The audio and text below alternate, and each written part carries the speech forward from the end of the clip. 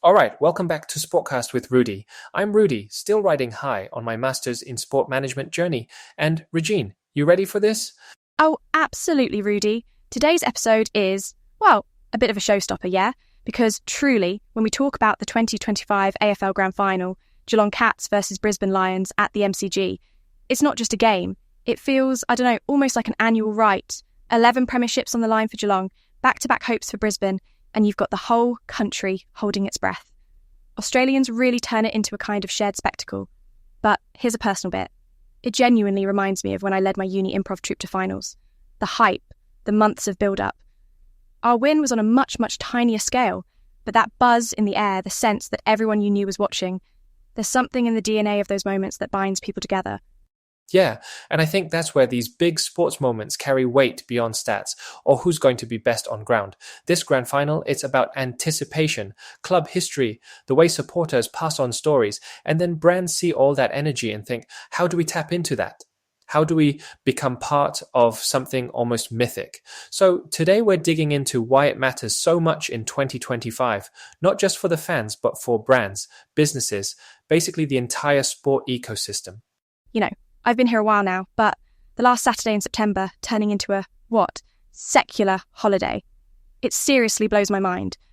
Victoria just seems to stop. I mean, actual public holiday stuff. It's like, are you Cats or Lions, mate? Choose your colours. That club identity is not just for sport heads either. Everyone gets swept up. You see the parade, the massive sing-songs, people out in footy scarves from the city down to little rural pubs. The tradition doesn't really let anyone sit it out. Yeah, and for brands, that tradition, the collective buy-in, that's gold. It's not just the spectacle, it's the emotion, right? That's what sponsors crave, that front seat to a national ritual. If you're embedded in the parade, on the live broadcasts, or even just in those sing-longs, the associations stick because people remember where they were, who they were with. And like we discussed in the Why We Love Football Teams episode, those emotional ties, way more powerful than just flashing your logo and hoping for the best. Exactly. You aren't just buying exposure. Brands get to be the ones handing out that collective nostalgia.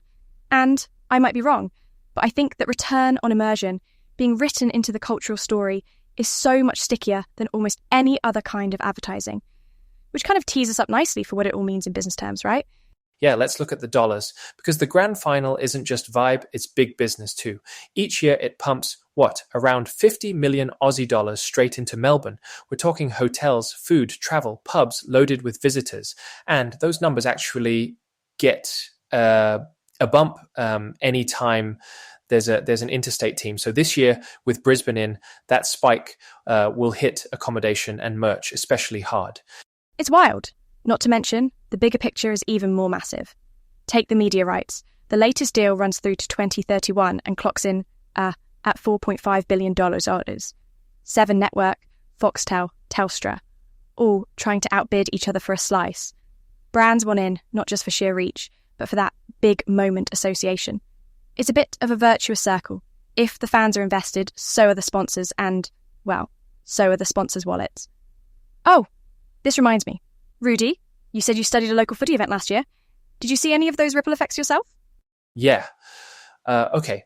So small scale, but when we ran that event in Melbourne, you could actually see how sponsor tents, little giveaways, the increase in traffic for local businesses, it all amplified even for grassroots. Now, scale that up to the grand final, and it's the whole city feeling the wave. The economics aren't abstract. They reach local and national, but they're also seriously high stakes, especially for brands putting a lot of cash on the line. So let's dig into that visibility. Brands want a slice of those 6 million national viewers, right? Last year's grand final hit 6.09 million Australians. That's everything from spectators at the MCG to streaming on 7+, which actually saw a 44% jump. And there's something about that mix of TV, stadium and digital that's just, amplifying, yeah. Spot on. I mean, the stadium packs over 100,000 fans live emotion, and then millions more tuning in or catching highlights later. For brands, it's multi-layered exposure, stadium signage, digital takeovers, branded fan activations. Most importantly, the people watching are invested, passionate, reaching people who actually care about the outcome. Hard to buy that kind of attention in today's ad-soaked world. True, but here's my little researcher's doubt coming in. Is that massive reach always worth the cost? Sponsorships here aren't cheap. So, measuring return on investment must be a wild ride. Is it ticketed sales? Is it social buzz? Or just the did people care factor? I feel like sponsors now really need layered metrics, not just hoping for magic. Otherwise, there's a risk of, going big and ending up with, a very expensive case of FOMO. Yeah, and this is where Toyota's approach stands out. They're everywhere, yeah, but not in a pushy way. Their Good for Footy program started in 2008, pushing sponsorship money straight down to grassroots clubs. Rather than just sticking a logo at the MCG, they hand out raffle tickets to community clubs. And get this, by 2023, those clubs had banked over $11 million for new gear, facilities, stuff that actually matters at the local level. That's super clever. So when we see the retiring Legends motorcade or the grand final parade, those aren't just nostalgic rituals. They're cleverly disguised moving billboards. Like, imagine driving an AFL legend around in a bright Toyota Hilux with everyone watching. It's product placement plus emotion and tradition, wrapped together in one big, happy footy burrito. I remember their Legendary Moments campaign, mixing fan stories, humour and digital content. That's what I call brand trust building, not just short-term reach. Exactly. It's a playbook for sponsor integration. Start grassroots, build up through tradition, activate at the big event, but don't stop at just being seen. You have to be felt, building a reputation as the brand that supports the sport's very existence. That sticky legacy, not fleeting exposure. Switching gears, Telstra. They're kind of the digital backbone for the AFL now, yeah? Their annual Telstra Plus Grand Final comp gives loyal customers chances at massive footy bundles. Tickets, flights, memberships, all tied to their ecosystem. It's as much about data and year-round customer engagement as it is about match-day hype. Yeah, and don't forget the Grand Final Footy Festival at Yarra Park. Telstra transform it every year with AR and VR zones, selfie booths, live music. Their brand is literally everywhere. You don't need tickets to the game to feel part of it. By connecting digital interactivity with physical fan spaces, they're turning casuals into converted fans and passive viewers into data-rich loyalists. It's also a how-to guide for up-and-coming sponsors. Be integral, not ornamental. Telstra's AFL Live app. Fans can stream, track stats, and catch exclusive content, especially during finals. So, lesson for the tech-minded. If you're measuring your sponsorship ROI, think beyond the day. Think loyalty, ongoing engagement, and tying those big moments to your broader brand universe. Absolutely.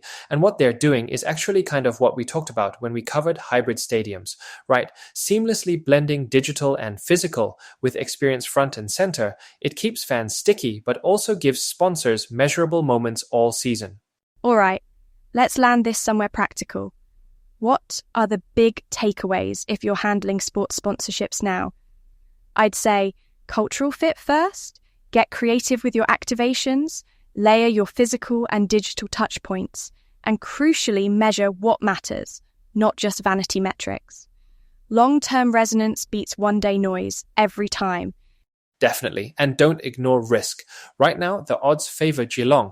Betting markets, experts, even the form line, they're all pointing that way. But finals footy has a way of throwing up wildcards. Sometimes the underdog wins, sometimes the sponsor's left scrambling. You got to have a backup plan. Actually makes me think of that finals I played in high school. Our team led the whole way, got cocky and lost on the siren. Painful but unforgettable. For brands, that's the lesson. Prepare for the upset, move fast. And if things swing, double down on fan engagement. That's how you move from exposure to actual brand love. I like that. Plan for drama, celebrate agility. Whether it's football or brands, unpredictability is actually where you build the best stories. So, that's our grand final business playbook this week.